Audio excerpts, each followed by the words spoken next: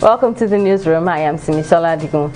President Muhammadu Buhari has responded to the reported assassination of the Katsina State Commissioner of Science and Technology, Rabi Nasir, describing the killing as a heinous and condemnable act. In a statement by his special media aide, Garba Shehu, the president emphasized that there is no place for such violence in the country. While commiserating with the bereaved family, President Buhari urged law enforcement agencies to do a thorough investigation and bring justice to all those behind the crime. Governor of Katsina State, Aminu Bello Masari, has risen to the Nigerian Telecommunications Commission (NCC), requesting it to restore telephone services in 10 of the 17 local government areas affected by the ban, which was instituted about 4 months ago. The Director General of Media to the state governor, Abdul Labaran, disclosed this in a press statement in the early hours of Friday. According to Laraban, Governor Masari decided to suspend the ban in the 10 local government areas as a result of the return to near normalcy, even as efforts have remained on the front burner to ensure maximum return of peace in every part of the state. In a move signaling reciprocity of action, Nigeria's government on Thursday reduced Emirates flights to the country, both Lagos and Abuja, from daily to once weekly, which would be only on Thursdays. The action followed the decision of the government of the United Arab Emirates to cut Nigeria's Air Peace flight operations to Sharjah to once a week. The federal government had earlier lifted the ban on Emirates Airlines flights to Nigeria after suspending the carrier from operating into Nigeria for several months earlier due to concerns over United Arab Emirates carriers' requirements in the management of COVID-19. The federal government has announced that it will begin the administration of booster doses of COVID-19 vaccines on Friday. The executive director of the National Primary Healthcare Development Agency, Faisal Shuaib, disclosed this in Abuja on Thursday at the Africa Center for Disease Control, adding that the evidence has shown that the booster dose further increases protection against the virus.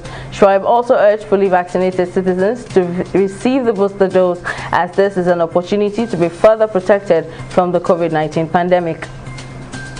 The Nigerian Communications Commission (NCC) has blamed inadequate information and communication technology infrastructure, cost of deployment, and challenge of electricity for the low level of ICT adoption and usage in the country's rural areas. The Executive Vice Chairman and Chief Executive Officer of NCC, Umar Dambata, said this in a keynote presentation at the 2021 National Conference, Exhibition and Annual General Meeting of the Nigerian Society of Engineers in Abuja. Dambata said the Commission is hoping to see infrastructure companies boost ICT infrastructure across local government areas in the next 5 months, adding that the NCC will take stringent regulatory decisions against infracos if they are unable to meet up to the task of bridging the infrastructure deficit. A U.S. federal appeals court has rejected former President Donald Trump's bid to prevent the release of the White House records relating to the January 6 attack on the Capitol. The appeals court agreed with a lower court ruling that President Joe Biden could waive executive privilege on the records so they could be handed over to a congressional panel investigating the violence by Trump supporters. Trump, who has been accused of fomenting the attack on the U.S. Congress, sought to exercise his privilege as a former president to keep the documents and phone records that might relate to the attack a secret.